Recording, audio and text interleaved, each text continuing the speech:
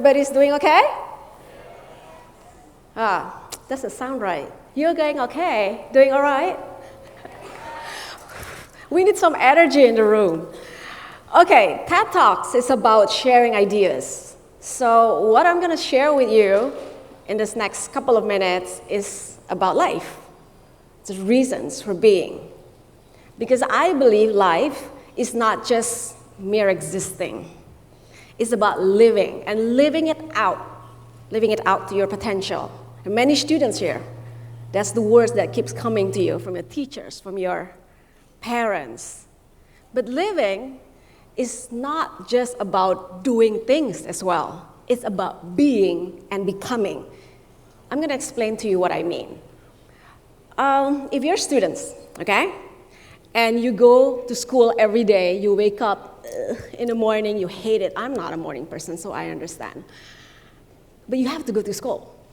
I mean, you're privileged to be in school. But if you go to school day in and out, not having the curiosity, not having that eagerness to learn, then that's flat. You're living a flat life. You're probably living, but you're just existing. Do you know the difference, right? So, okay, fast forward. You're done with high school, you go to college. What you do after college is you go and find jobs. You do something. You do business, whatever. But that is, if it's doing things, doing a work, a job, sorry, it wasn't me. It's just doing things for you. You're still not living. That's still a flat life. So what I mean is how you ascribe meaning to the things that you do to your life. And how to ascribe meaning is the three things that I want to talk to you about. It's not about my life. It's about inspiration from people around the world that kind of makes me the person I am today, how I understand my life. It inspires me, so I hope this will inspire you. So here's the thing that I want to talk to you. The value of persistence, the significance of purpose, passion, and the power of purpose. So the three things, the three P's: persistence, passion, purpose. There's one guy that just made it to the global top 20 richest men on earth. We never heard of him. 5 years maybe ago, 10 years ago, definitely never him. But this guy, Jack Ma, Alibaba, he's amazing.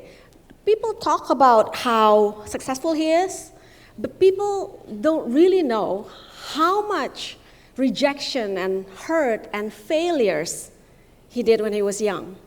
You know, he did fail twice, lulus SD, that's primary school. 3 times fail SMP, that's middle school. If you do 12 years SD to SMA, he's doing 17 years. Has anybody actually seen anyone like that? No, I've never met anyone who actually failed so many times in their studies. He wanted to get a job. He got rejected, and rejection after rejection. He even applied to KFC. Are you kidding me? Kentucky Fried Chicken. 24 people applied for the job. Listen to this. 23 accepted, only him rejected. I've never heard anyone who actually had that kind of rejection, so many rejections, but you know what? He just keeps on doing. He keeps on pursuing, believing what he does. And then now, voila, number 3 top wealthiest man in China, and then I guess 20-something in the world. So Jack Ma has that value of persistency. It's not the failure. You guys never have to fear failure. Scientists, you know, it's not about failing. It's about knowing how you fail and why you fail. If you don't know the answer to that, you will just keep on failing. But failures is fine because it creates this trauma sometimes. As a TQ, you know, trauma quotient. When you traumatize about something, you will remember, definitely. So there's a value in persistency, but it's not enough. Persistency does not get you anywhere, really, if you don't actually love what you do. So Angela Duckworth wrote this beautiful book, and I see parents here pick it up because this is something to do about growing that value of persistency and passion in your children. Because if you have persistency, that's a great thing. But if you don't have passion, even as students or workers or business person one day, then life would just be flat and empty. So what Angela was saying, a story of this one guy, the big question, children your age, my kid's youngest child is actually your age, about 16, 17. The biggest question he has is, Mom, how do I know my passion? Parents, how do you respond to that? Number one, you start with just interest. Discover your interest. What is it that your mind keeps thinking about? What is the thing that matters most to you? What is the one thing that you can't sleep at night for? I wonder if passion is something that, like Jeff Bezos, can actually nurture from her childhood. There's one of the interview that I read, interviewing his mom, Jackie. So his mom said that Jeff, from 5 years old, has been doing a lot of fixing things and dismantling this thing and that thing. So he's very fixed in problem solving. So his name, Mr. Chaos, because my youngest also like that. We never bought him any toys until he's actually probably 9 or 10 years old. He always made his own toys. He would take all the paper cylinder from tissue, the toilet tissue, and make train out of it. He loved to work with his hands. We never get to buy him toys. No need for him. But until he found Nerf gun, I don't know if anybody here played that, then he started liking the Nerf gun. But Jeff becomes very successful as now one of the richest guy, maybe number 1 or 2 in the world, because he believed not only he has passion, but he believes in what he's doing. He was at loss. Amazon, after 20 years, made profit after 20 years. That means for 20 years, he wakes up to a debt. He wakes up to millions and millions of dollars of debt. What is that? That's resilience, right? So persistence with passion will get you somewhere. So let me tell you one more thing. I said earlier that passion, like Jeff, is about doing what you love. Doing what you love. Did you hear that? It's the lucky one. Because not everybody gets to do what you love. All right? So passion can come from also learning to love what you do. When I was 26, I came to a crossroad, so to speak. And there's a question that keeps pounding in my head, how do I want to be? Remember, why is it suddenly important to me? I don't know. I was already married with 2 children, a stay-at-home mom, a wife. But is it bad? No, it's not bad. It's okay. But for me, when I was turning 26, it became not okay. Nobody knows where that thought actually came from. So I have, at that point of time, start thinking about what I want to do. I want to live something beyond me. I want to live not just for myself, but for the people around me. Where did that come from? So YCAB was born then, after 18 months of contemplation of that spiritual journey, trying to ascribe meaning to my life. YCAB was born, and Yayasan Cinta Anak Bangsa by name, drive from love. I was born and raised as Christian, so for me, it makes sense. God loved me, I love the world. It's a great equation. So that's how I love. I try to love the world around me by paying attention to the children's cause, of course. As a mother, I want to do something for the children of underprivileged. And fast forward 19 years later, today is, 19 years later, we have touched the life of 3.5 million underprivileged kids who otherwise would not have the opportunity to get education, to get skills, to get jobs. then I find meaning in my existence. So I'm not merely existing, I'm living. I'm being something. And I'm becoming a force for impact. So the two things, passion, kids, comes from, you can do what you love, that's great. If you can find that, discover that.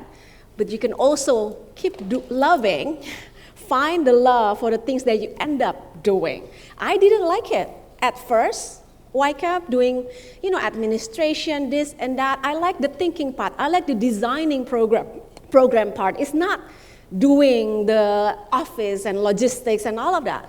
But somehow, somewhere, I grew my passion there. But then I had the privilege, of course, then raising my own staff from 4 of us. Now as social enterprise, we have almost 900 people in this group. So I have 899 people to tell, to be told what to do. So that's a privilege. But let me move on to my last point, because this is very important, talk about purpose. Purpose, in my case, when I had my calling, my purpose was clear. I want to live for the benefit of others. So the question you have now is, where are you at in your life? It doesn't have to be 26. You can be 76 and asking this question. But here's the differentiating point. I just want young people to look at this slide here. You can actually keep on living by having a result-oriented mind, or purposeful mindset. So what's the difference? The difference is this. The question you ask yourself, if you're result-oriented, is how much money do I make? But when you're purposeful, the question becomes, how much impact am I creating with the money I make? What is the impact? What kind of change that I can create to my society? Or what kind of solutions I can come up with? But, what is the human problem that I'm solving? Those are the two differentiating points when you're actually just result-oriented versus purposeful. So it's an easy step to start understanding, discovering your passion, and focus on the purpose for something outside of you. So with that, I want to close with one story and tie it all up. So Alex Scott. She was born with neuroblastoma. That is a form of cancer that attacks the nerves. You can imagine it's kind of painful. But she's born with it. She didn't know any better. So after she was born, she stayed in the hospital for 4 years. That's on her 4th birthday. She said to her mom, "Hey mom, I want to sell lemonade and raise funds if I ever get out of the hospital." And he got into remission, and then she was out when she was 5. So created a stand of lemonade and sold lemonade. And then people are asking, stopped by, bought her lemonade and asked her, "What are you going to do with the money?" She said, "I want the hospital. I want to give this money to the hospital so that they can help children like me." She raised $2,000 that day, and she passed away 4 years after. She was only 9 when she passed away. And her parents took that idea and created Alex Scott Lemonade Stand Foundation. And you know what happens now? That foundation raised hundreds and millions of dollars in cancer research in the name of Alex, a legacy of Alex.